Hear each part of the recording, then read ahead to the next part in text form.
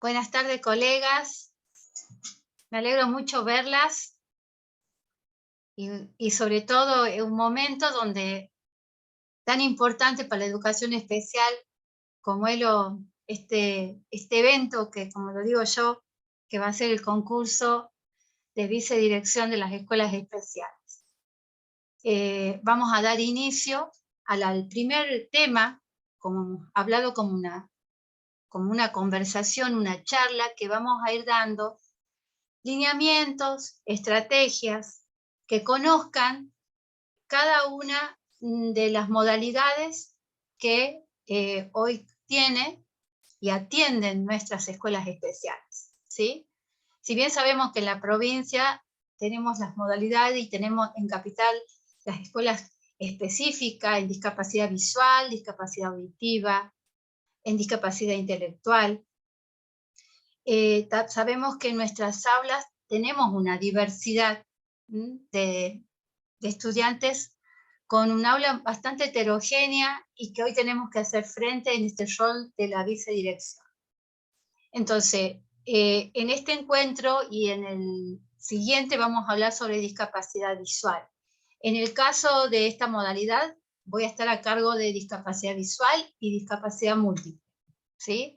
En las otras charlas van a venir especialistas a conversar y a hablar sobre las temáticas. El objetivo es que las futuras vicedirectoras tengan un abanico de conocimientos de cada una de estas modalidades para saber cómo actuar e inferir cuando estén en el rol de la vicedirección, que forma parte de su formación en este examen que tenemos la suerte este año de estar atravesando.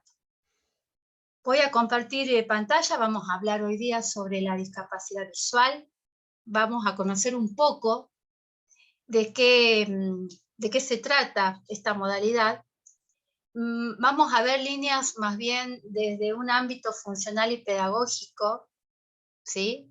Para eso están las escuelas de ciego que seguramente nos darán y nos afianzará en el rol en el momento que nos toque un alumno con discapacidad visual, pero lo importante es que tengan una mirada de cómo actuar y cuáles son las consideraciones que yo tengo que tener frente a un estudiante con discapacidad visual. Yo voy a compartir la pantalla.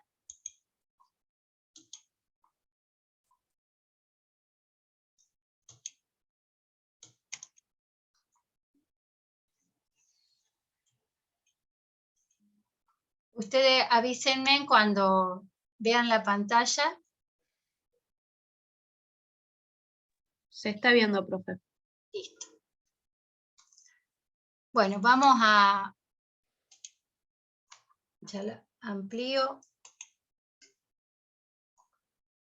Ahí está. Bueno, para hablar de discapacidad visual, es más, quiero que cualquier cosa y dudas que tengan, no, como la idea es conversar y charlar sobre la temática. Si tienen que hacer preguntas, no me parece que se la dejen en el momento, más en la discapacidad visual, ¿no? De poder conversarlo y las dudas que puedan tener al respecto. Vamos a entender cuáles son los aspectos que vamos a considerar en este abordaje de la discapacidad visual. Y bueno, lo importante es conocer que nosotros vamos a tener como mirada el concepto de la visión como esta visión globalizadora que nos da la información y que nos aporta casi el 80% de nuestro entorno, ¿sí? Sabemos que la visión es un sentido de distancia, como lo es la audición, ¿sí?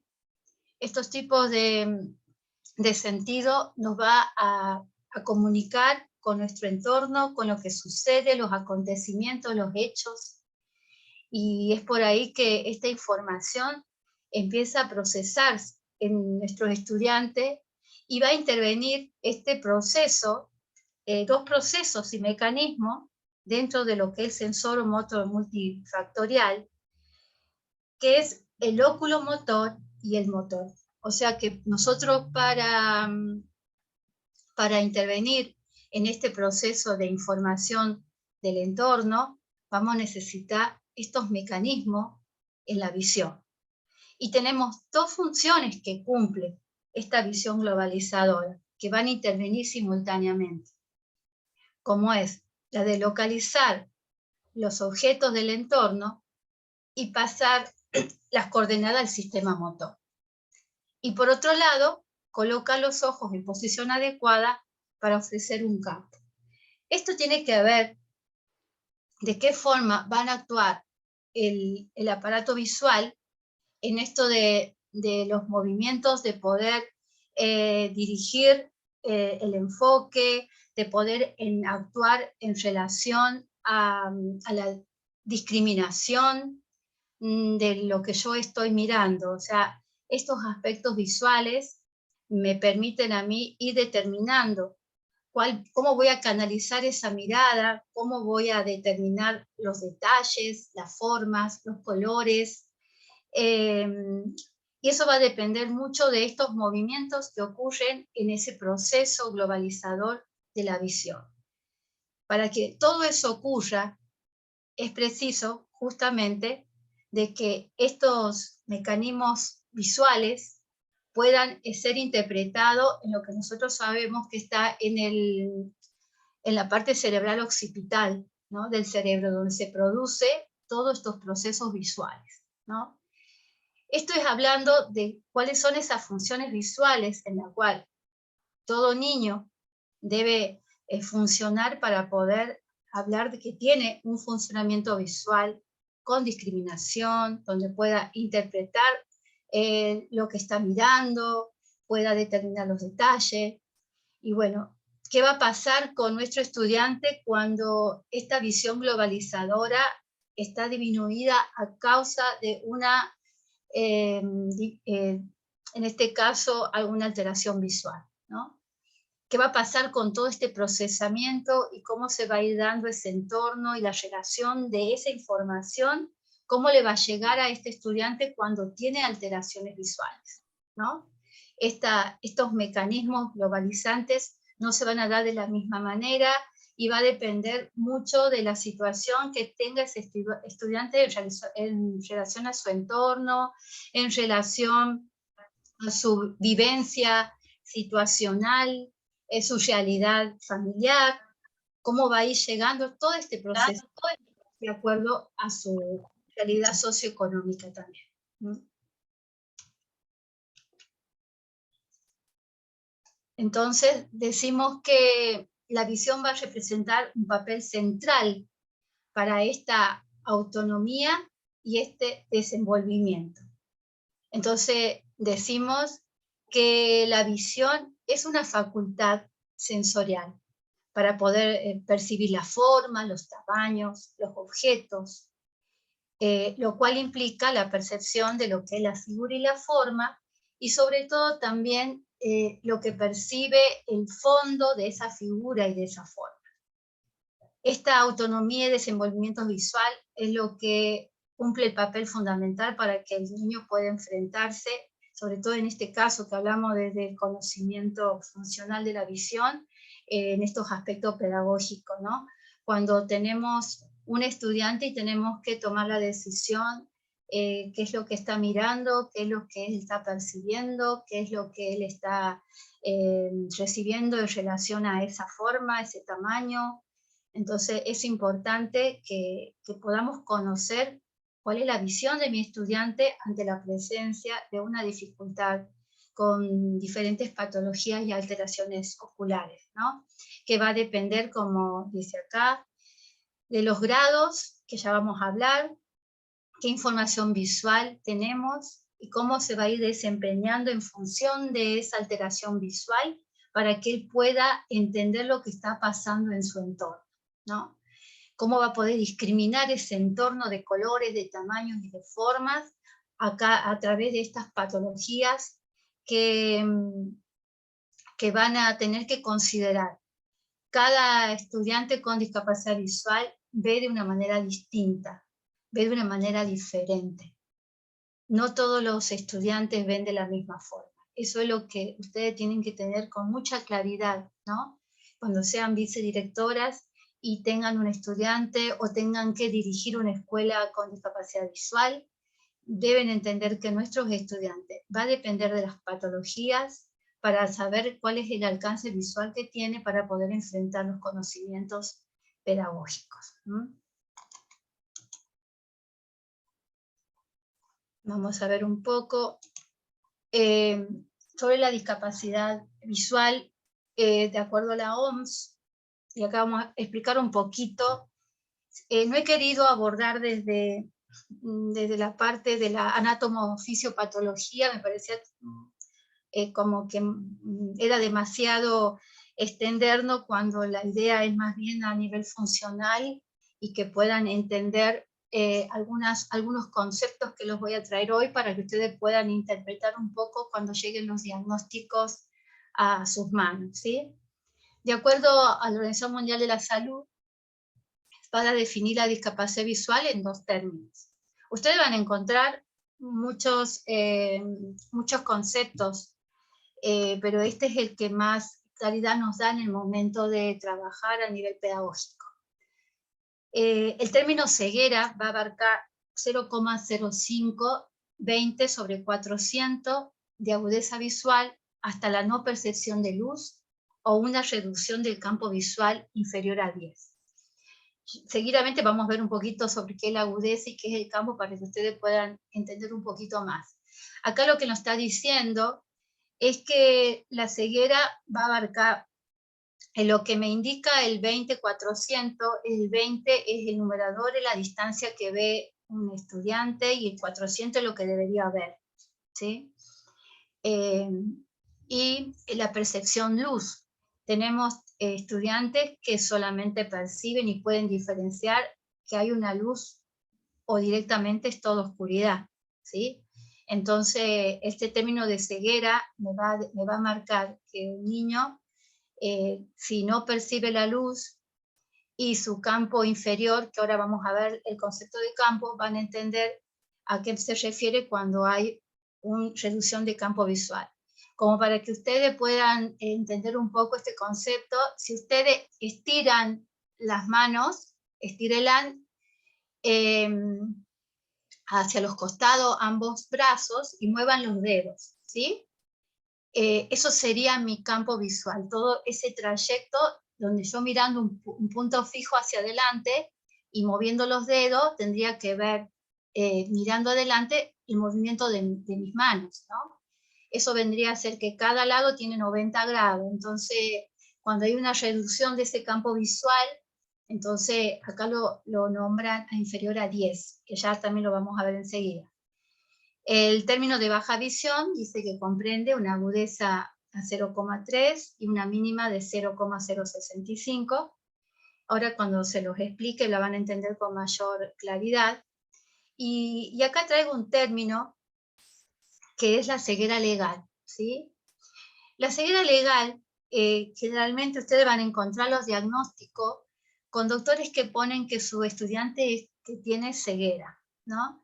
Y resulta que a medida que vamos avanzando en el abordaje y estamos en esos primeros meses, nos damos con la sorpresa que ese niño tiene un resto visual. Muchas veces la familia, por tener, digamos, una mayor, abarcar más sobre su obra social, los acompañamientos en los casos de la discapacidad visual, de colectivo, transporte, obra social, muchas veces recurre a tener una ceguera legal por una cuestión más bien práctica y personal, pero a nivel pedagógico, esta ceguera legal realmente nos perjudica porque va a pasar unos buenos meses hasta que podamos descubrir que este niño tiene un resto visual y que ese resto visual se podría aprovechar, se podría, digamos, hacer una estimulación visual oportuna, con tiempo, para ir siguiendo funcionando todo lo que tenga que ver con las capacidades visuales, ¿no? Las competencias.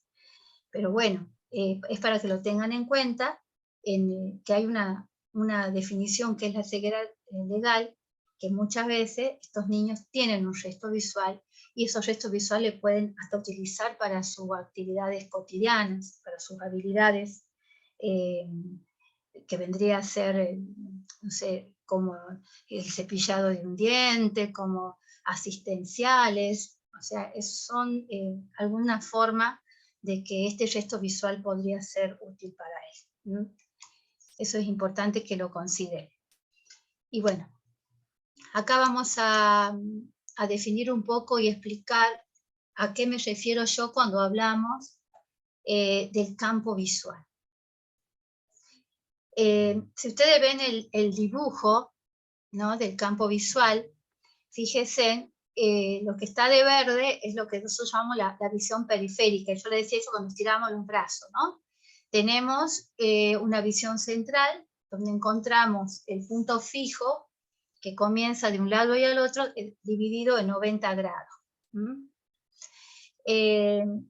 Esa visión que me está dando una apertura de este campo visual, me está definiendo que el campo visual es el espacio que percibe el ojo cuando se fija y se mira hacia adelante. El campo de visión abarca 180 grados de un individuo cuando hablamos de una visión de un sujeto típico, ¿no?, neurotípico, que tiene una visión normal. Y va a depender de las distancias que se va a poder diferenciar las cualidades de lo que se quiere mirar.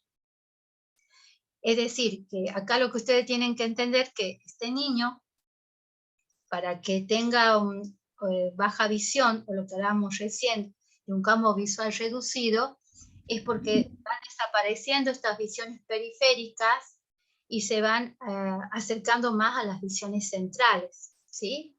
Y muchos otros casos van a encontrar donde los niños tienen dificultades en las visiones centrales y mayor competencia en las visiones periféricas. Y eso va a depender de las patologías que nosotros tengamos del estudiante.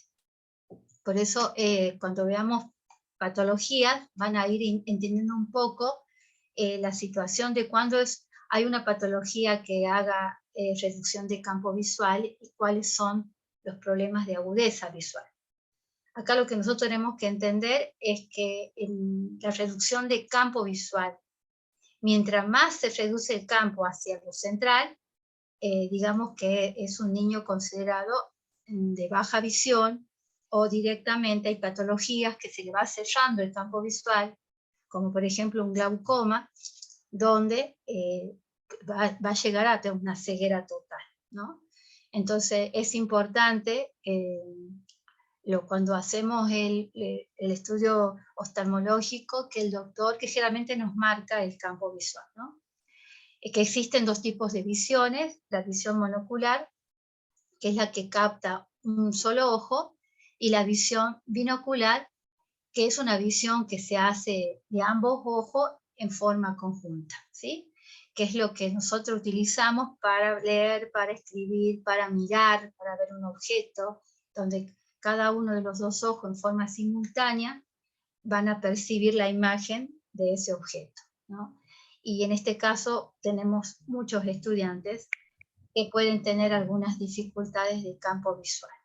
Esto es importante que ustedes lo puedan diferenciar cuando hablamos de patologías que tengan que ver con el campo visual y tiene que ver con estas reducciones visuales periféricas o centrales. O vamos a ver la agudeza visual. La agudeza visual vendría a ser la capacidad de un sujeto para percibir con claridad y nitidez la forma de los objetos en determinadas distancias. Las personas con agudeza visual normal registran una visión de 20-20, es decir, el numerador me está dando la distancia en que se está realizando la prueba, y el denominador el tamaño del ortotipo o la figura, letra que utiliza el oftalmólogo. Acá, por ejemplo, les di un ejemplo de cómo se va minimizando la agudeza, que tiene que ver con la nitidez, ¿no? Esto es importante que ustedes puedan diferenciar cuando el estudiante tiene un problema de agudeza y cuando un estudiante tiene problema de campo, ¿no? En la discapacidad visual yo tengo que tener estos dos conceptos con mucha claridad. Las patologías de campo visual y las patologías de agudeza visual, donde la agudeza visual tiene que ver con la claridad, con la nitidez, ¿no? Para que yo pueda percibir la forma de ese objeto. Bueno, ¿alguna pregunta hasta ahí? Si no lo escriben en el chat, no hay problema.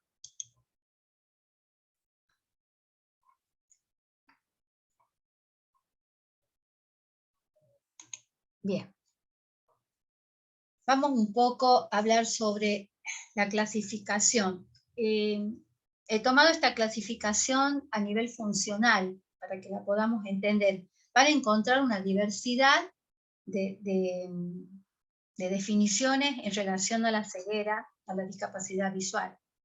Esta es la que yo he tomado para que nos da mucho más claridad en relación a lo pedagógico.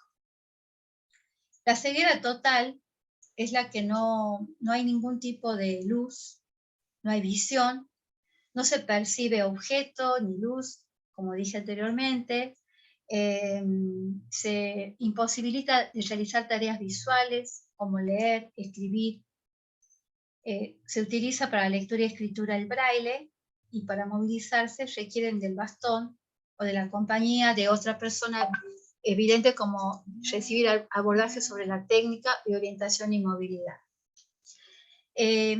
Acá tenemos que considerar que estos estudiantes van a ser, cuando hablamos de las configuraciones de apoyo que vamos a utilizar, vamos a estar trabajando con todo lo que tenga que ver con la escritura y el alfabeto braille, ¿no? Son estudiantes que van a requerir el uso del bastón y las técnicas de bastón como se lo da en orientación y movilidad. Yo ahí le mandé una foto, que si ustedes ven, los 3 tipos de bastones que hoy tenemos que conocer. El bastón blanco, que nos está reflejando a los estudiantes que no tienen visión, ciegos totales.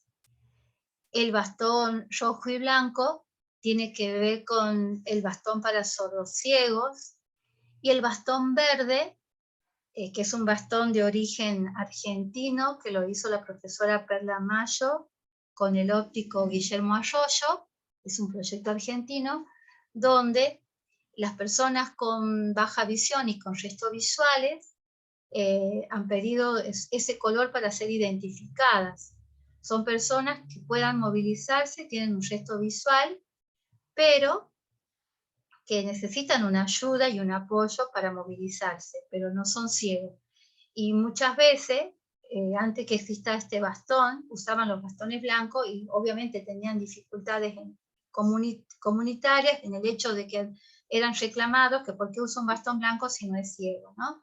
Entonces, todo esto, estas problemáticas hizo que las personas con baja visión tengan la posibilidad de exigir el color de su bastón, el verde esperanza, para ser identificada como personas de baja visión.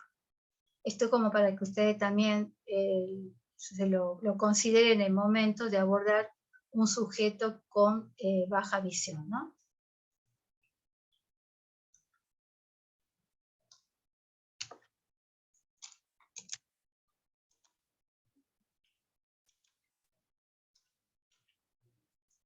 Bien, a fines educativos y pedagógicos nos vamos a encontrar con 3 clases de discapacidad visual y de baja visión. Estamos con la baja visión leve, ¿sí?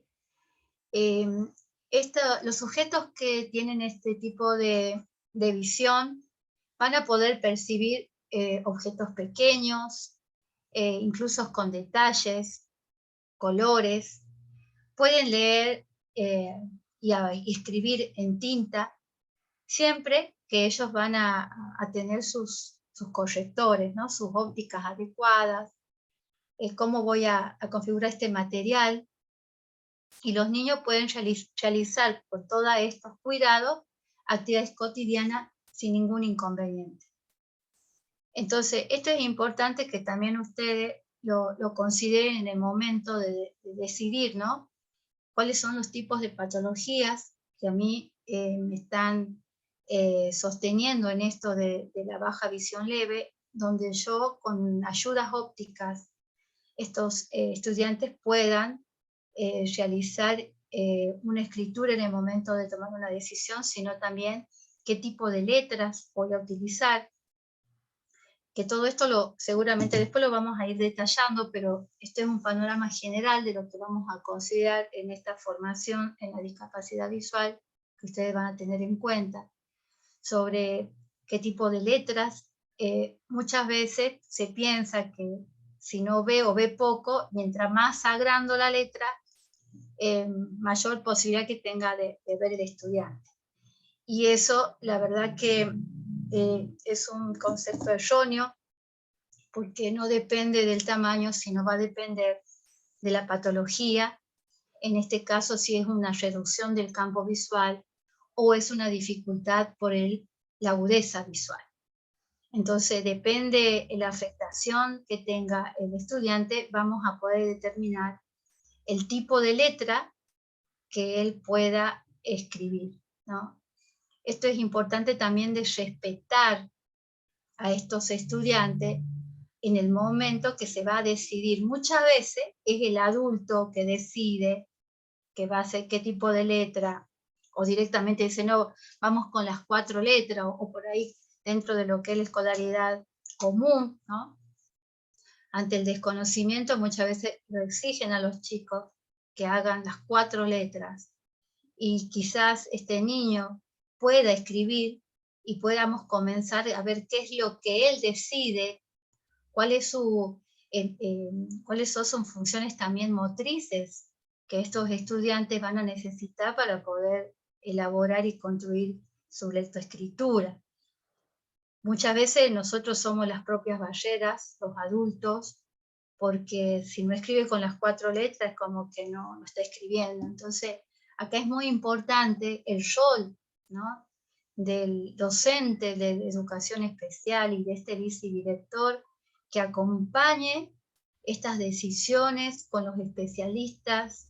En toda escuela de educación especial hay una estimuladora visual que acompañan estas decisiones y forman para poder determinar cuál es el tipo de letra que voy a estudiar o va a considerar mi estudiante para que pueda aprender, ¿sí? Entonces, los estudiantes con baja visión leve tienen todas las posibilidades de poder hacer una escolaridad común, normal, el resto de la clase, como el resto de la clase, siempre y cuando se les respete todas las ayudas ópticas que necesitaría.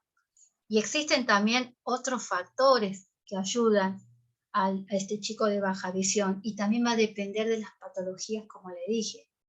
Hay chicos que no solamente necesitan ayudas ópticas de baja visión, sino que también el tipo de luz que van a utilizar, ¿no?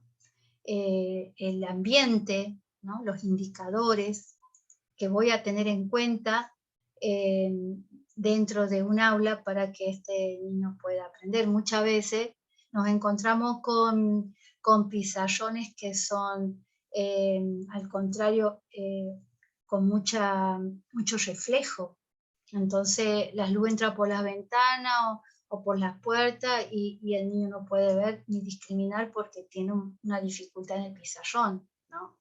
Y muchas veces no puede escribir por eso, y no porque realmente sea porque tenga una baja visión leve, sino que los indicadores que están en su entorno no le son favorables. Entonces eso también forma parte de considerar estos dispositivos para decir, bueno, ¿qué es lo que yo voy a considerar para que este niño de baja visión pueda estudiar o llegar a lograr esta lectoescritura?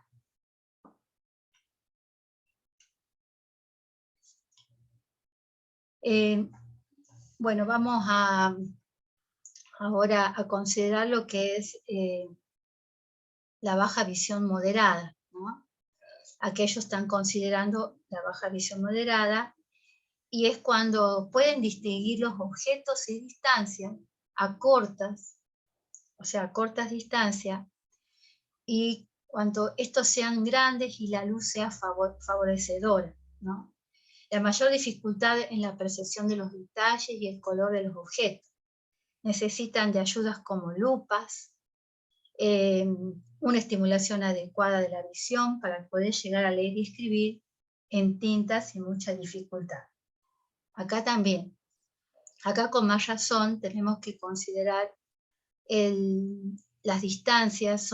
La mayor de los chicos tienen muy poca posibilidad de poder leer, por ejemplo, a distancia del pizarrón.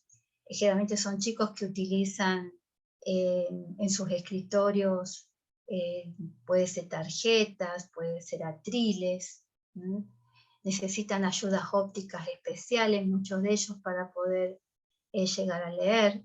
Como les digo, también va a depender de las patologías que tengan, de su campo visual y de su agudeza, para considerar el tipo de lectura y escritura que le voy a dar a ese niño con esta disminución en relación a la visión, ¿no? Y acá también se tiene en cuenta el tipo de letra que voy a utilizar, cómo va a ser los detalles y los colores.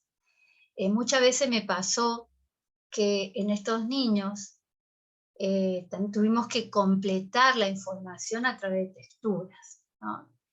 Eso también es importante considerar en estos niños para completar la información que ellos necesitan para entender lo que está mirando y lo que él tiene que interpretar, ¿no?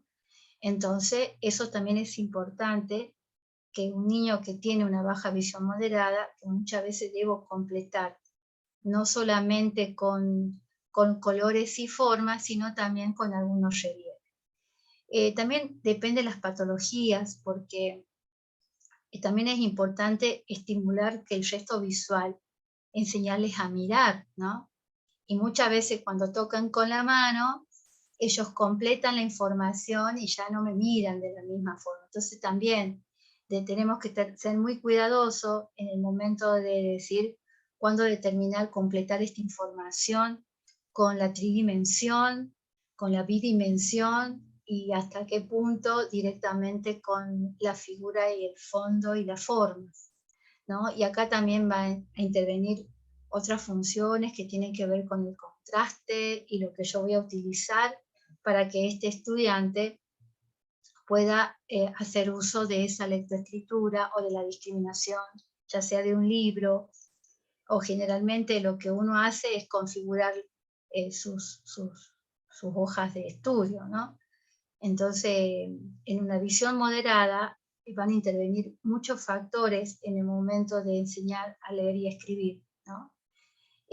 No solamente el detalle y el color, sino qué situaciones voy a utilizar lo tridimensional o lo bidimensional para que él complete la información de lo que él está aprendiendo. Así que eso también para que lo puedan considerar. Y bueno, y después entramos a lo que es la baja visión ya más severa, ¿no? ¿Qué pasa con este estudiante que tiene un gesto visual, pero percibe luz y sombra? Son estudiantes que, si bien ese gesto visual, como creo que les conté, cuando hay reducción de campo, muchas veces de la agudeza visual, quizá ese gesto no es utilizable para leer y escribir, pero sí es utilizable para realizar actividades cotidianas, ¿no? O como para movilizarme, o como para tener una autonomía en relación a la vida diaria. Pero en el momento de escribir tengo que optar por el braille como hay algunas ayudas ópticas que han sido fabricadas para estos chicos de baja visión severa, para poder desenvolverse muchas veces, ¿no?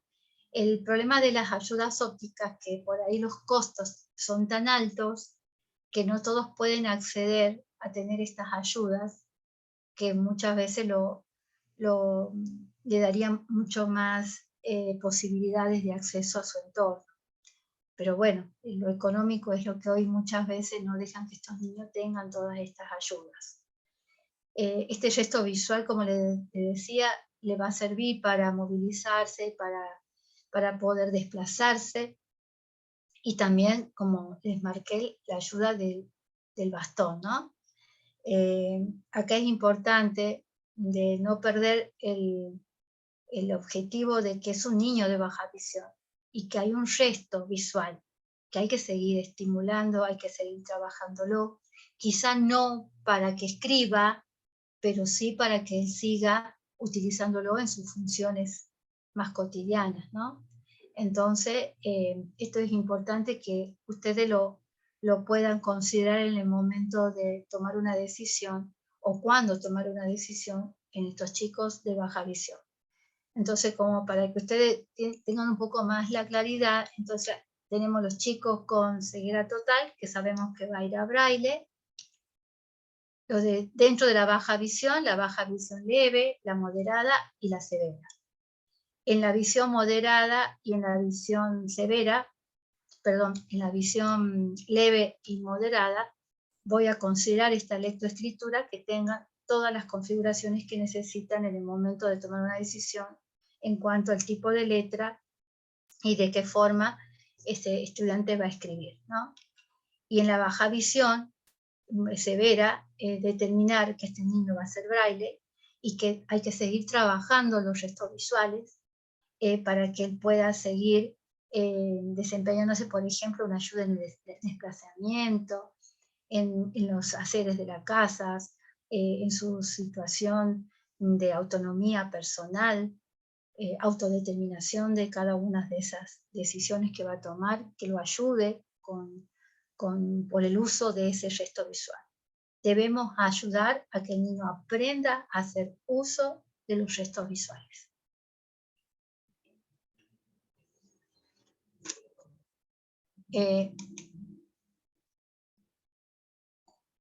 Cualquier cosa, ¿alguna pregunta?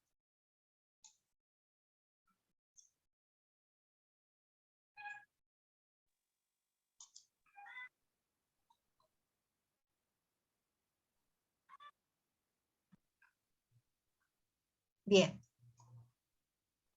Vamos a seguir.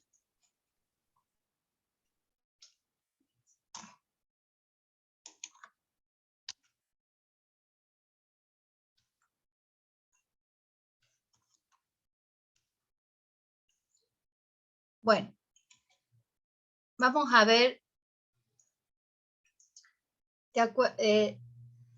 los tipos de patologías que vamos a encontrarnos.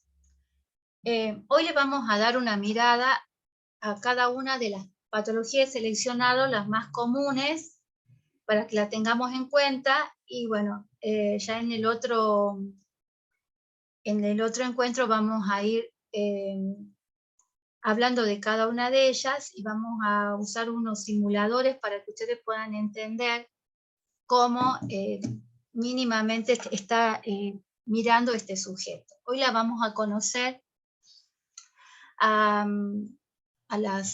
cuáles son las causas que provocan la discapacidad visual. Están las causas hereditarias, ¿sí?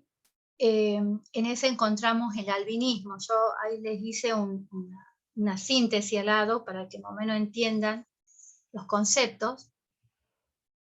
El albinismo, que creo que es lo más común y que ustedes lo conocen, que es la carencia del pigmento. Generalmente estos estudiantes tienen problemas y muchas fotofobias en cuanto a la luz, ¿no? Entonces generalmente son chicos que trabajan más en un ambiente más cuidado, con protecciones, opacos, generalmente las ventanas que tengan cortinas donde no pueda pasar los rayos de luz, ¿no?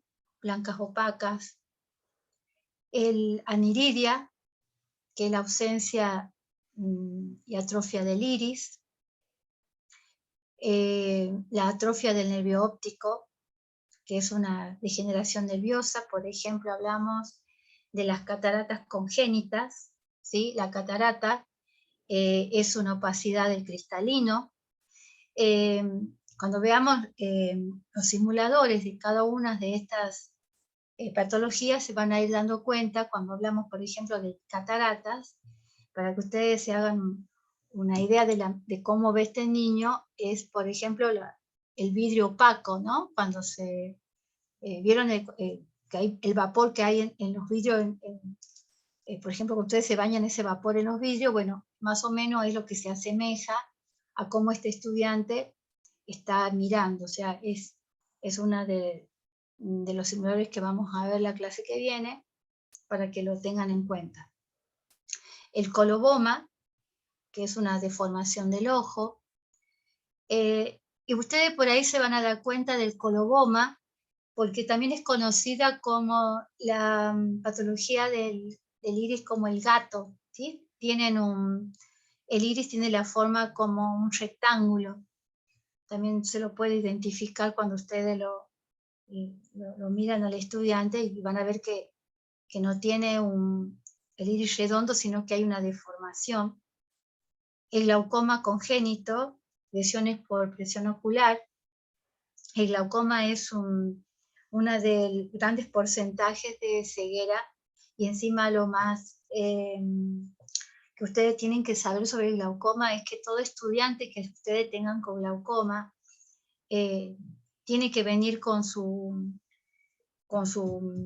digamos, recetario médico donde está, o sea, tiene una medicación, porque son chicos que sufren mucho dolor, ¿no? Nos llegan a las aulas con mucho dolor ocular. Son niños que pueden perder con alta presión su visión y hasta el globo ocular. Por eso es importante que todo chico que yo reciba con glaucoma tengamos la certeza de que esté recurriendo a su oftalmólogo y este chico esté controlado su presión ocular. Porque el dolor, muchas veces los chicos no aprenden dentro de la escuela, del aula, porque están con un dolor de globo ocular. Entonces es importante conocer que el glaucoma es una patología que la debo controlar, y el docente lo va a hacer a través de que la mamá vaya a su oftalmólogo y ese niño tenga ese control de la presión ocular. La miopía degenerativa es la pérdida de la agudeza visual. Nosotros, cuando hemos definido la agudeza visual, hemos dicho que es la ausencia o la disminución de la agudeza visual. Es una opacidad, es una falta de discriminación, no hay nitidez de la imagen, ¿no? Y la miopía es lo que ustedes, lo que más conocen, lo más común que encontramos incluso dentro de las aulas comunes, estos niños con miopías, que es importante que lo consideren, porque generalmente estos chicos tienen que estar equipados, ¿no? Vienen equipados de acuerdo a su diagnóstico oftalmológico, vienen equipados, o sea que el uso de los anteojos generalmente es importantísimo para poder funcionar. Entonces pasa que los chicos llegan y están sin sus anteojos, entonces es importante, si este problema tenemos de agudeza visual y hay un corrector que nos ayuda, bueno, entonces velar por eso, ¿no? El keratocono, que es la córnea en forma de cono, y la retinitis pigmentaria, que es la pérdida pigmentaria de la retina. La retinitis pigmentaria es una de las patologías mucho más silenciosas, y que los chicos nacen como no tienen problema, ustedes lo miran y tienen los globos oculares sin ninguna dificultad, pero que van perdiendo paulatinamente su visión hasta llegar antes de la adolescencia, que quedan totalmente ciegos en la mayoría de los casos, ¿no? Entonces, también, eso, ¿por qué lo lo subrayo acá porque es importante tomar decisiones en el momento de decidir cuál va a ser la lectoescritura de este estudiante, ¿sí? Porque mientras él está mirando y ve, obviamente que él va a escribir, pero también tenemos que pensar que es un niño que va a quedar ciego y hay que optar para que este niño pueda recibir lo que es su aprestamiento braille y su braille en el momento oportuno y no cuando recién después que pierda la visión. Entonces, estas son decisiones que se van tomando con los profesionales de las escuelas de ciego para ir viendo cómo se va a ir incorporando el braille en esto de la retina pigmentaria para que este estudiante pueda ir paralelo a su lectoescritura. Y también va a depender de la edad que tenga y que fue diagnosticada, ¿no? Pero es como para que ustedes tengan en cuenta este tipo de patología. Todas estas patologías las vamos a ver en el próximo encuentro con los simuladores para que ustedes tengan una idea de cómo están mirando estos niños con estas patologías y de ahí poder ir tomando mínimamente decisiones o tener en cuenta cuando este niño tenga un problema de campo visual y cuando tiene este niño un problema de agudeza visual. Como por ejemplo la catarata es una patología que puede tener problemas de agudeza visual por la falta de nitidez, o el glaucoma congénito, que es una patología que tiene que ver con la reducción paulatina del campo visual, ¿no? Porque el glaucoma lo que va disminuyendo es el campo visual, de esos 180 grados se va reduciendo hasta quedar a 10 y hasta quedar a lo que se llama la visión tubular hasta que queda totalmente ciego. O sea, son patologías que hay que considerarlas y hay que tener en cuenta porque en el momento de tomar decisiones en cuanto a la lectoescritura, ¿no? Las miopías degenerativas, ya hemos dicho que son problemas que tengan que ver con la agudeza visual, ¿no? Seguimos. Las patologías congénitas, por ejemplo, la noftalmia, que es la carencia la ausencia del globo ocular, ¿no?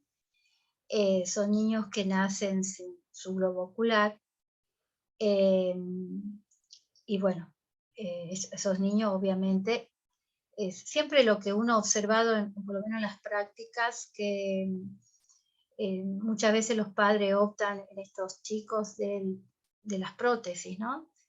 Es un camino que muchas veces los padres van tomando decisiones y bueno, todo eso obviamente que lo decide un profesional, pero ustedes van a encontrar que muchos chicos con anostalmia van usando y van creciendo con sus prótesis. La atrofia del nervio óptico, el nervio óptico que nos encontramos por detrás del globo ocular, que es el encargado de llevar la información visual hacia los centros visuales, ¿no? Entonces imagínense una atrofia en el nervio óptico implica que la información no llega hacia los centros visuales, ¿no? Entonces, muchas veces estas atrofias del nervio óptico también han sentido mencionar lo que se llama las cegueras corticales, ¿no? Muchas veces se preguntan ¿qué es la ceguera cortical?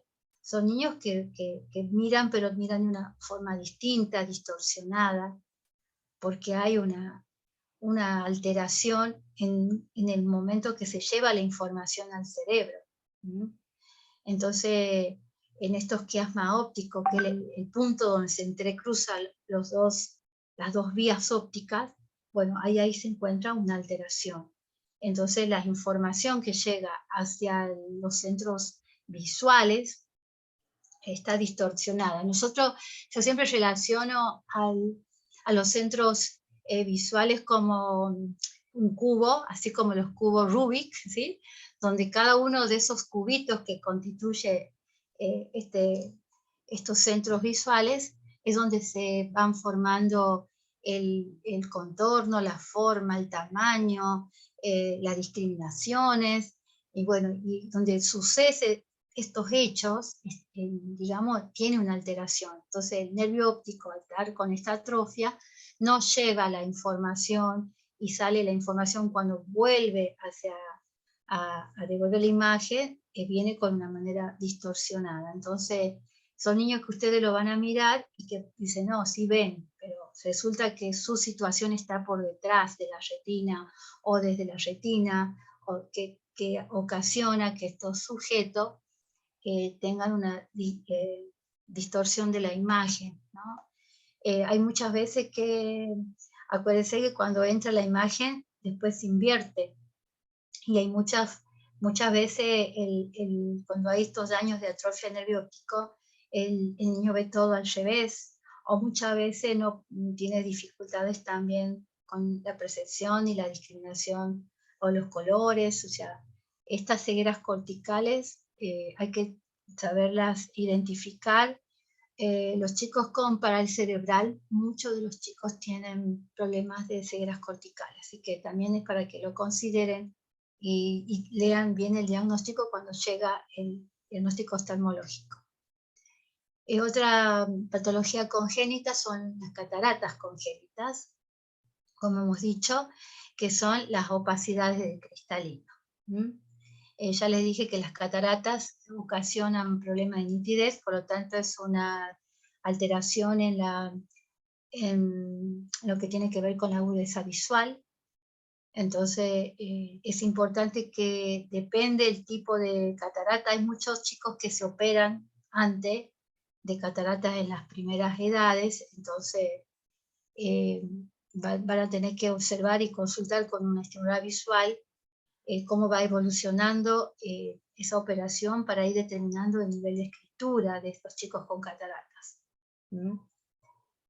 La microftalmia, que es cuando tenemos el globo ocular pequeño, ¿no? Es cuando no se desarrolló el globo ocular y van a ver los ojitos bien, bien chiquititos. Entonces también, ¿no? Son considerados de baja visión. La rubiola es una infección vírica, todo, o sea, esta patología no solamente me ocasiona problemas visuales, que es la causante de la sordoceguera, por ejemplo, ¿no? La rubiola que se contagia a la mamá, la transmite y son generalmente los chicos con sordoceguera son debido al síndrome rubiólico, ¿no? Entonces, depende del grado de afectación, van a tener hipoacusias con ceguera total, o pueden tener anacúsicas con baja visión, o pueden ser anacúsicos totales y cegueras totales. O sea, va a depender la afectación, pero es una patología que me está ocasionando problemas auditivos asociados a la visual, ¿no? La tosoplasmosis, la infección vírica también, que me afecta toda la zona de la mácula, ¿no? Dentro de la mácula nosotros vamos a encontrar, vamos a tener las fobias, ¿no? Y dentro de la fobia tenemos los conos y bastones, que son los que me van a permitir la discriminación de los colores, ¿no?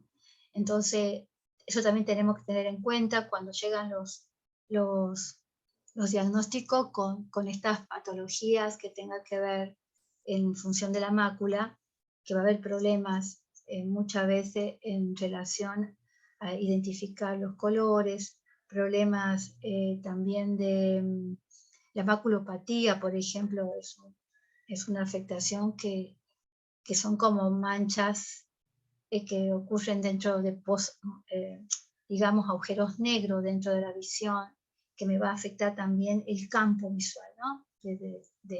Para que lo tengan en cuenta. Muchas veces la maculopatía o esas manchas oscuras me está tapando la letra en un texto, por ejemplo, y no puedo hacer de corrido leer un texto si tengo un chico con baja visión. Entonces, bueno, son cosas que, bueno, que lo vamos a ir considerando cuando veamos cada una de estas patologías dentro del simulador. Y después está las patologías adquiridas accidentalmente, como por ejemplo la vitaminosis, ¿sí? La ausencia de vitaminas, ¿no? ¿Cuántos chicos tenemos en desnutrición, ¿no? Entonces también ocasionan problemas visuales, las cataratas traumáticas, ¿no? La opacidad del cristalino por algún accidente o golpe, igual que el desprendimiento de retina, ¿no? La diabetes, que es la dificultad para metabolizar la glucosa, la estasis papilar, cuando hay un entrangulamiento de lo que es el nervio óptico, no deja pasar lo que es toda la parte de los vasos sanguíneos dentro de lo que regula y controla digamos, el funcionamiento visual. La fibroplasia retrolental, que son afecciones de la retina. Y acá es muy importante de considerar la fibroplasia retrolental. Ustedes van a ver que en las edades tempranas se habla de lo que es la retinopatía del prematuro, ¿no? Esa es una patología que usted la van a ver muy común a los bebés que son prematuros, que pueden ser 6 mesinos, 7 mesinos, ¿no? Son chicos que nacen con bajo peso, ¿no? Y donde no resisten el exceso de oxígeno y mucho menos la luz, ¿no? Que tienen las incubadoras, entonces hay una hemorragias que hay de los vasos sanguíneos y se va originando la retinopatía del prematuro, y depende de las afectaciones y el grado, hay 5 grados, ¿no? Entonces, depende del grado de esta retinopatía, va a haber que ver qué es lo que el niño está mirando para determinar sobre todo la lectoescritura. Eso es importante que ustedes cuando tengan un niño con retinopatía, sería bueno que recurran al estimulador visual o en este caso a la escuela Corina para que pueda ayudarlos en esa determinación de lectoescritura, porque hay muchos chicos con retinopatía del prematuro que con un grado 1, 2 y 3 por ahí están escribiendo con ayudas ópticas, ¿no? Y no hacen totalmente como el 4 y 5, que por ahí determinamos que vamos al braille. Entonces, eso también sería importante consultar con una estimuladora visual en el momento de tomar decisiones con chicos con una retinopatía del prematuro. Y cuando ya ha pasado el tiempo y pasó ya la edad temprana, y ya se calcificó estas irrigaciones, es cuando ya recibe el nombre de fibroplasia retrolental, ¿no? Ya hay una calcificación, ahí ya es como que esos niños sí o sí sabemos que van a hacer braille. Pero mientras sean con retinopatía, siempre les sugiero que recurran al estimulador visual para que determinen el tipo de letra que van a decidir el estudiante. Bueno, el glaucoma de adulto, la hidrocefalia, las infecciones diversas del sistema circulatorio y traumatismo en el óvulo occipital, como les dije yo, donde se encuentran los centros visuales, ¿no? Y por último, vamos a tener en cuenta estas otras clasificaciones como son las víricas, tóxicas y las tumorales, ¿no? La histoplasmosis, la infección de hongos de las heces. Hay una patología que se llama tracoma, ¿no? Que también entra dentro de esta infección. Las infecciones diversas del sistema circulatorio, como he dicho, la meningitis, la neuritis óptica, la infección en el nervio óptico, la rubiola, bueno, ya hemos hablado de estas. La toxoplasmosis, que también está considerada como vírica.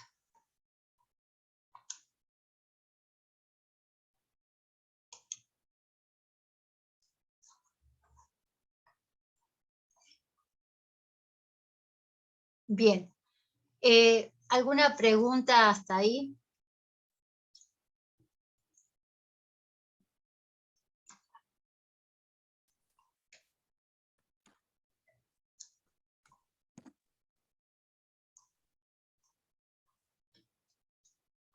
¿Estamos bien? ¿O voy muy rápido? No, va bien, profe, va bien, va bien. Muy claro, así que aparte las diapositivas nos ayudan un montón, digamos, a entender algunas cosas por ahí que uno no las, o las vio cuando era estudiante, porque esa es la verdad, y al no tener, digamos, comunidades grandes de ciegos, por ejemplo, a mí me pasa en ORAM, que no todos utilizan el bastón, o sea, son diferentes técnicas que por ahí uno tiene que aplicarlas y va aprendiendo a la par de algún libro y no muchas veces de las experiencias como usted por ahí capaz que tiene. Y eso nos ayuda, digamos, por ahí sí. Nos cuenta o nos comparte las experiencias, nos viene de 10. Es importante que este abanico de conocimientos, ¿no? No es que nos vamos a recibir de profesora de ciego, pero sí, No, por supuesto. pero sí vamos a ser vicedirectoras que vamos a conducir los procesos y los asesoramientos y tienen que tener un conocimiento y decir, bueno, cuando yo tengo un niño con discapacidad visual, no quiere decir que sean todos ciegos y sobre todo, ahora que ustedes saben, la baja visión. Lo que se hizo fue discriminar que la baja visión, no siempre el chico con baja visión va a ver y va a hacer letra o qué tipo de letra, sino que hay decisiones que tenemos que tomar, decir, bueno, chicos con baja visión también pueden ir a hacer braille y va a depender de las patologías. ¿Qué problemas de campos visuales y qué problemas de agudezas pueden tener como para que yo pueda considerar el tipo de letra o los ambientes, cómo los voy yo siempre digo los ambientes favorecedores de aprendizajes, ¿no? Que voy a utilizar en ese momento para que este niño pueda estudiar. Entonces, conocer cómo son estas patologías, dónde están afectados, si están afectados los campos visuales o están afectados las agudezas visuales. Entonces voy a saber determinar qué tipo de letra voy a hacer, o saber consultar, decir, bueno, tenemos una escuela de ciego, tenemos un estímulo visual, y siempre tenemos alguien más que pueda estar entendiendo esto de poder tomar una decisión en el momento de tener un niño con discapacidad visual. Yo le hablaba recién de los niños con parálisis cerebral, ¿no? Que lo tenemos dentro de las escuelas y no están dentro de la escuela de ciegos, lo podemos tener dentro de la escuela, pero esto nos está diciendo que tengamos mucho cuidado porque nos podemos encontrar con niños con parálisis cerebral que tienen cegueras corticales y nosotros queremos que escriban y no escriben.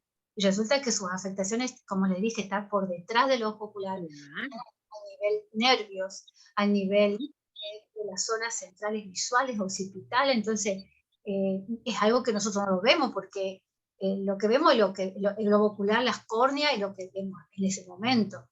Pero estos tipos de patologías que son las cegueras corticales no la vemos, ¿no? No la vemos como el resto. Entonces, son cosas que ustedes tienen que tener en cuenta en el momento de tomar una decisión o saber derivar como corresponde o solicitar la ayuda para tomar una decisión en el momento de decir, ¿va a escribir? ¿Va a hacer braille? ¿Vamos a ir por las dos? ¿O qué configuraciones vamos a utilizar? ¿Vamos a utilizar lupas? ¿Vamos a utilizar las ópticas? Y como les decía recién, los chicos que tienen patologías con dolores, con angustia, entonces si tenemos niños con glaucoma, ¿cómo vamos a enseñar cuando ese niño le está doliendo su globo ocular? A veces no prestan atención por estos dolores que tienen ellos a nivel ocular. Entonces, me parece importante que ustedes lo consideren en ese momento de que puedan tomar decisiones, ¿no? Hay muchas otras patologías que no las nombré acá, por ejemplo, acá habla del oscilante, por ejemplo, los nistagmus, ¿no? Que son los movimientos involuntarios que cuando veamos los simuladores van a ver que son movimientos que se mueven, ya sea derecha-izquierda o superior-inferior, y van a ver, ¿no? Como en rotaciones. Entonces, muchas veces el nistagmus, que es el movimiento involuntario de los ojos, muchas veces no son movimientos involuntarios, sino que son convulsiones, ¿no?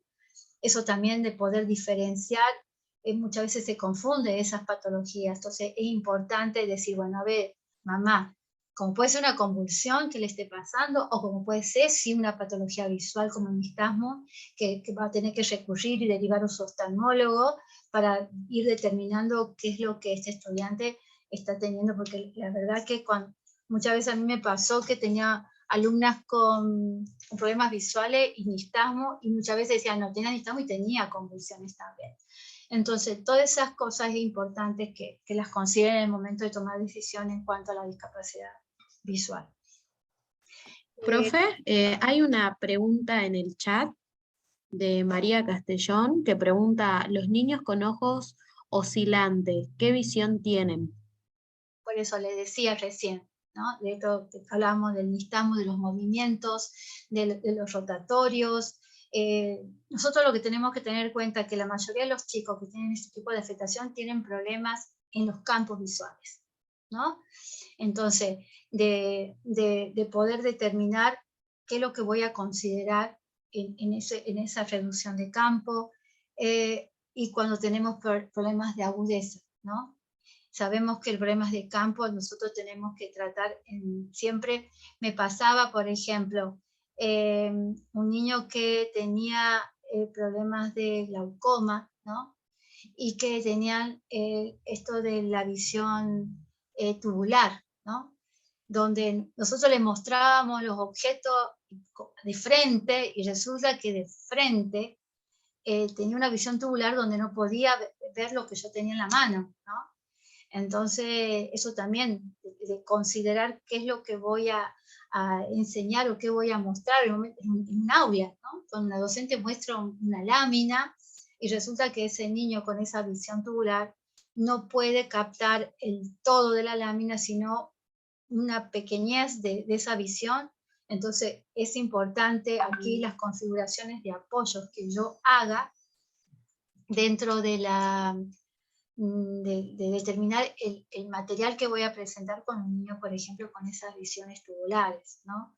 O en estos niños que tienen visiones como el nistagmo, donde todo el mundo se le mueve, y es importante que tengan urgentemente su abordaje terapéutico con las estimuladoras visuales, porque estos movimientos, imagínense que para ellos se les mueve el mundo, y yo quiero que lea, y resulta que se le está moviendo todo, ya sea el objeto, la letra.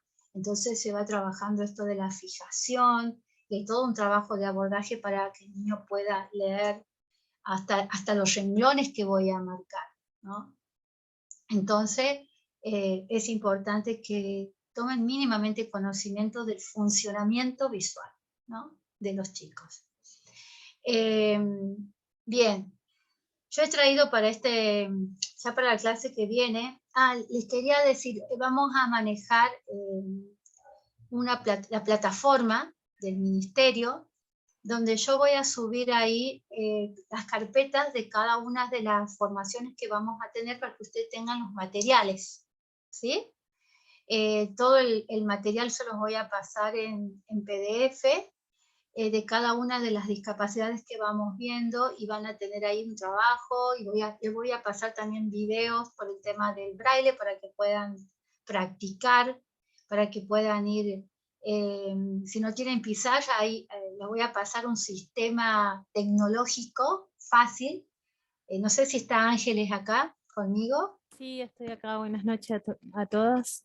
Sí, del software del que habla Nora, es un software fácil de usar, es gratuito, así que lo van a poder descargar si hay necesidad de que me contacten. Yo voy a acompañar la capacitación, soy parte del equipo de coordinación de Nora, así que lo que necesiten me avisan para este curso específicamente. Es intuitivo, básicamente, no ocupa mucho espacio, pero sí es específicamente para computadoras, y está tanto para Windows como para aquellas tengan sistema Mac, también lo pueden utilizar.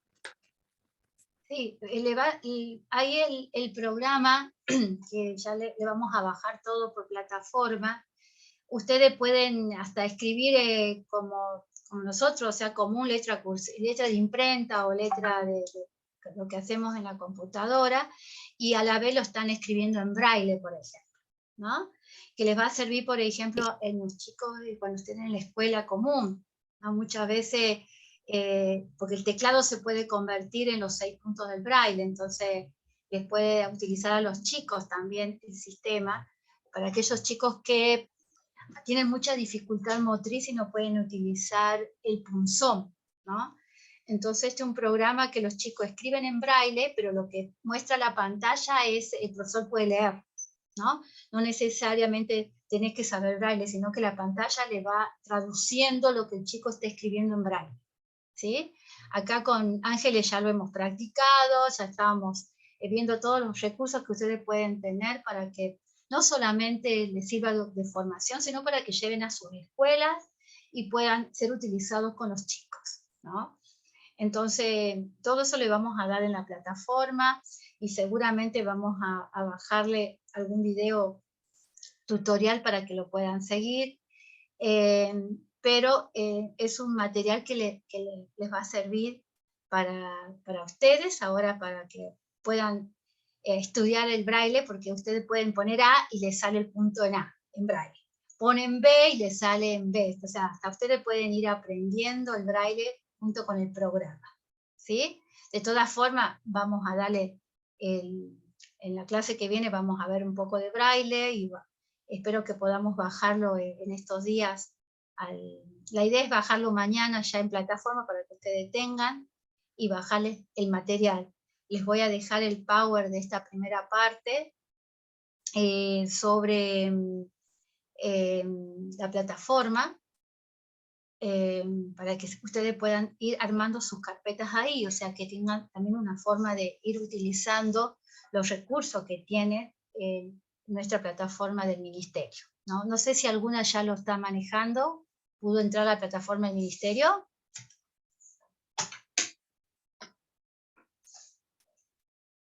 ¿No? Bueno, entonces esta sería una oportunidad para que... Hola, buenas tardes. Hola Nora, ¿cómo estás? ¿Estás hablando del campus de Dusalta, la plataforma? Sí, sí, yo estoy haciendo el de gestión ahí. Bien. Hola, buenas tardes, profesora. Sí, yo también tengo habilitado el ingreso porque también estoy cursando el de gestión que termina ahora en octubre. Bien. Bueno, entonces esa va a ser la oportunidad para que todas puedan ingresar y tener los materiales y todo lo que les va a servir para poder complementar sus estudios para el examen. ¿Mm? Así que bueno, ya para la clase que viene vamos a ver las patologías visuales y todo lo que es las consideraciones pedagógicas en el campo de la discapacidad visual, y vamos a ver algo de braille, ¿sí? De todas formas, le vamos a pasar el programa para que lo vayan estudiando, porque la verdad que el programa les enseña a estudiar. Está Ángeles, que es de la coordinación, para cualquier consulta y dudas que tengan, le mandan a ella para que les indique. Anímense a jugarlo al braille, anímense. Ahí el programa es bien fácil de bajar y fácil de usar. Imagínense, está realizado para los chicos, porque con eso los chicos de secundaria, si lo aplicarían, sería mucho más fácil, porque es como tener una máquina Perkins, ¿no? Ahí, pero le va traduciendo al mismo tiempo. Entonces, es una facilidad y una herramienta que les podría hacer. Bueno, yo les voy a bajar los libros por plataforma, les bajo el Power y les bajo el programa para que tengan, ¿sí? En esta primera parte vamos a ver todo lo que es discapacidad visual, y después vamos a ir por discapacidad auditiva, motora, vamos a ver TEA, y al último por discapacidad múltiple, ¿sí? Profesora, ¿usted tiene un cronograma aproximado de fechas? Sí, estuvimos trabajando con planeamiento, así que ya tengo las fechas tentativas, yo se las voy a pasar. En plataforma van a tener todo el material, van a tener los programas, los contenidos, van a tener los libros, la agenda para que ustedes tengan todo facilidad. ¿Sí? Bien, bien, gracias. Bueno. Gracias, profe. ¿Alguna duda de lo que hemos hablado? ¿Algo más?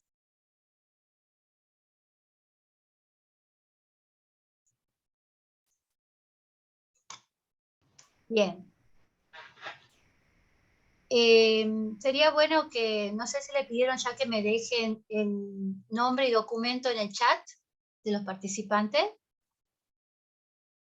Sí, profe, ya lo solicité. Más temprano, no sé si está el docente que consultaba si se podía postular, porque era profesor de educación física. Había Hola dejado su... Ángeles, no, ya se fue, dijo que se retiraba en 10 minutos y quería que le manden el material. Ah, bien. ¿No dejó dato el profesor? Sí, están los datos en el chat, está su correo electrónico, su nombre y creo que DNI. Ya me voy a poner en contacto con él porque nosotros estamos con la Coordinación de Educación Física y se está trabajando la capacitación y formación con ellos. Así que lo voy a poner en contacto para que no se pierda la formación ahí. Así que ya me voy a poner en contacto. Bueno, que tengan un hermoso viernes, fin de semana. Estudien. Estoy para cualquier duda. Está a disposición. Y bueno, agradecer a la asistencia técnica que tenemos de planeamiento educativo. Yasmín, muchas gracias. Profe, Sí. una consultita. La verdad que yo no recibí nada en el correo, digamos, después que mandé el formulario de inscripción. Yo, como siempre, a las corridas, pero ¿será que hay algún tutorial después para descargar, para poder entrar a la plataforma? Porque la verdad que yo desconozco todo lo que usted acaba de decir con la plataforma para ingresar en el Ministerio de Educación. O sea, el link lo tenemos que sacar de acá, que lo acaba de subir la profe, ahí lo vi. Yo ingreso ahí y después nos van guiando desde del mismo enlace, digamos, cómo ingresar, tu usuario, contraseña y todo eso. Sí, O después nos mandan un correo. Profe, cualquier cosa, ahí está. Ángel es la que nos soluciona el tema, digamos, vendría a ser es la técnica, técnica de la modalidad. Seguramente ella le hará o les mandará por correo a ustedes para que tengan, el que no. Profe, una vez que estén dados de alta en el aula virtual, a cada docente le va a llegar usuario y contraseña si es que no cursaron otra capacitación anteriormente en EduSalta. Aquellas personas que son nuevas, sí le va a llegar usuario y contraseña. Y generalmente llega a spam o a mensajes no deseados, entonces tienen que estar atentos. Y después de que les llegue el correo ya pueden ingresar. Pero aquellas personas que ya cuentan con la cuenta de EduSalta, cuando ingresen y ya estén dado de alta en la plataforma, en el aula, ya les va a aparecer la opción de ingresar. Es decir, que no se le va a generar una nueva cuenta. Bien, gracias. Yasmín, perdón, Nora, no sé si vos tenés la posibilidad de compartir. Yo no tengo host, no tengo usuario para poder compartir pantalla de lo que es la La pongo de plataforma. coanfitriona, profe. Sí, Dale. no hay problema. De manera de que las profes puedan ver cómo pueden ingresar, o cuál es la plataforma, cómo tendrían que ingresar ellas, porque de esa manera les va a ser quizás un poco más sencillo. Tal vez también pienso, Nora, en voz alta, y lo transmito, quizás hacer un pequeño, en el próximo encuentro, un pequeño receso de cómo se usa la plataforma, para que quienes nunca han ingresado puedan saber cuáles son las partes de la misma, dónde van a encontrar el material. Entonces, eso pueda llegar a, si te parece. Ahí estás compartiendo, ¿no? Sí, ahí yo estoy compartiendo. Esta es la página de EduSalta. Acá en servicios abajo dice campus de EduSalta. Y acá arriba a la derecha le aparece el nombre de usuario y la contraseña. Yo ahora no lo tengo no me acuerdo mi contraseña, pero ustedes ingresan, el usuario que generalmente le llega, si son nuevos, su número de DNI y la contraseña que le genera, se le genera automáticamente. Y después cuando ustedes ingresen la pueden cambiar. Una vez que ingresan ahí van a poder ver en todas las aulas o en todos los cursos que están inscriptos. Ya, ¿te parece que comparta yo? Yo estoy listo con el... No sé Sí, si sí, ahora... profe. Ahí, no sé si ya sorteando, creo que sí. Sí, Ahí Ángel, estaba. la veo, sí. Amplíala nomás. Bueno, Claro, esa es la pantalla que se ve luego de que inician sesión, ahí lo se voy ve su abriendo. cuenta personal. Ahí está. Mira, acá está el nombre. En mi caso, yo, por ejemplo, tengo varios cursos. Estaba haciendo el de opción, que creo que más que estaba haciendo otro curso. Y acá está el curso para aspirantes a concurso. Bien. ¿Sí? Entonces ustedes ingresan. Aquí va a ser justamente el espacio donde van a ingresar el temario. Acá van a estar los participantes, va a haber calificaciones también, y también va a haber avisos. Ese espacio va a ser muy importante, donde nosotros vamos a poner algunos temas, quizás como para que consultas que puedan llegar a realizar ustedes. Es bastante intuitivo, o sea, cualquier cosa si necesitan, ya mañana va a estar subido el material, si sugieren que hagamos un ingreso la próxima, hacemos algo así, pero para un poquito mejor cuando ya esté todo parecer. No, sí, sí, ya una vez que estemos ahí adentro, o sea, una vez que esté adentro ya me ubico, digamos, en la plataforma me ubico porque sabía entrar en otras plataformas, digamos, así que no sería tan difícil. Pero muchísimas gracias por explicarme cómo se hace ahora el principio, digamos. Profesora, buenas noches. Buenas Eh, ¿Está contemplado digamos, en los temarios que ustedes tienen para desarrollar que resolvamos un caso que se nos podría presentar como para practicar, digamos, dentro de la discapacidad visual? Sí, ahí va la tarea. Ah, bien, qué bueno. Así vamos practicando. Va la tarea, sí va la tarea, ¿no? Material, herramientas digitales, ¿no? Libros, porque hoy lo que más nos cuesta son los libros de conseguir en PDF, ¿no? Generalmente vienen la mitad. Claro. Acá le vamos a facilitar a través del ministerio los libros completos para que tengan de cada una de las modalidades, ¿no? Como herramientas digitales también van a tener para que cuenten con todas esas herramientas Sí. que les puedo utilizar a ustedes. Profe, acá en Orán, por ejemplo, no tenemos esa figura a quien recurrir como un asesor, ¿me entiende? Para determinar configuraciones, o sea, quizás viene con el diagnóstico y más de una vez uno no lo interpreta correctamente y de hecho los niños no reciben las configuraciones adecuadas, ¿me entiende? O sea, no sé si en Salta o en otros lugares está esa figura, en el sistema educativo está la figura del asesor para que No, no, ¿saben qué, profe? Nosotros tenemos en la escuela Corina Lona, para que conozcan, tenemos un proyecto que se llama el SOYA, ¿no? Que es un apoyo al interior, ¿no? Ah, bien, ve, yo no lo conozco, sí. O sea, en Corina Lona está. Está el servicio, ¿sí? Ustedes lo que pueden hacer es consultar, ahí tenemos estimuladora visual. Ah, qué lindo. Ajá. Hacen un trabajo En de... red. Claro. Es más, muchas veces, para que los chicos no tengan que ir a ser tratados de salir del lugar, van las docentes y pueden ser formadas ahí en Corina, ¿no? Van a hacer observaciones. Acá nosotros la tenemos a la directora Claudia González, actual, que es la que hoy está a cargo de Corina Lona, que bueno, es un servicio que siempre lo tuvo la escuela, ¿no? Así que por eso le decía, de poder preguntar y asesorarse, y no tan solo de formar parte de un proyecto a distancia, sino que también de conocer y poder llevar al lugar, ¿no? Somos agentes multiplicadores, porque esa es la idea, ¿no? De que si Corina Lona hoy abre sus puertas, entonces de poder ir y conocer y trabajar con los equipos de ellos para que puedan aprender sus docentes, que lo están haciendo hasta el día de hoy, ¿no? Claro, porque por ahí uno hace y necesita orientaciones, ¿me entiendes? Más que Sí, nada para poder seguramente. arrancar con las configuraciones. Es importante que puedan recurrir a los especialistas, ¿no?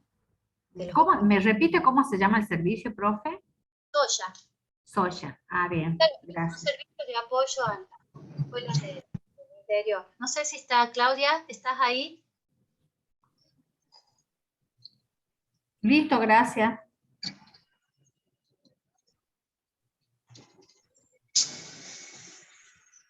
Buenas noches.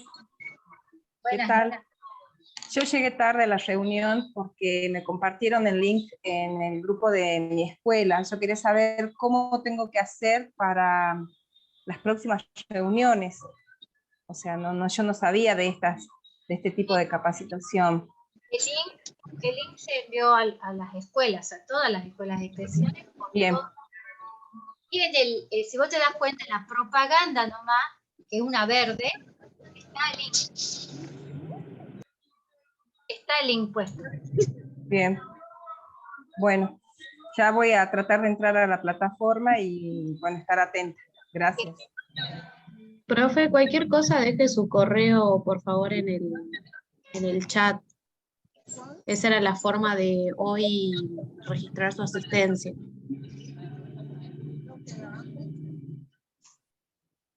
Bueno, Dice la profe Claudia que está sin sonido, pero deja el correo, deja un correo en el chat. gracias, Claudia. Para la profesora de Orán, que pueden recurrir al servicio de estimulación visual. Ah, sí. Bueno, nos encontramos en el próximo encuentro. Vamos a estar unos meses acompañada, no les quiero robar, pero va a ser, generalmente la fecha se la vamos a colocar en plataforma y la vamos a compartir igual para aquellas zonas donde no tengan dificultades con internet, nos avisan, ¿sí? Nos avisan, por favor. Profe, si me permite, antes de que finalice el encuentro, quería invitarlas al Congreso, a formar parte del Congreso Provincial de Educación, que se va a realizar a fin de mes, 28, 29, 30 y 1. Es de manera presencial y de manera virtual, y se pueden inscribir en la página de educación. Allí está toda la información. Gracias. Gracias, Yasmín. Importantísimo que asistan, ¿no? Ahí vamos a estar todos en el Congreso, porque en la provincia, ustedes saben lo que es, ¿no? De tener un Congreso donde vamos a estar en contacto con todos los niveles y con un montón de ponencias tan importantes que muchas veces nos amplía más y más en la situación que estamos con los docentes de educación especial, ¿no? Pronto a rendir. Así que bienvenidos si vienen al Congreso. Cualquier información nos avisan, le hacemos llegar también al Congreso. Bueno, muchas gracias, que tengan un buen fin de semana. Bueno, para todos, gracias.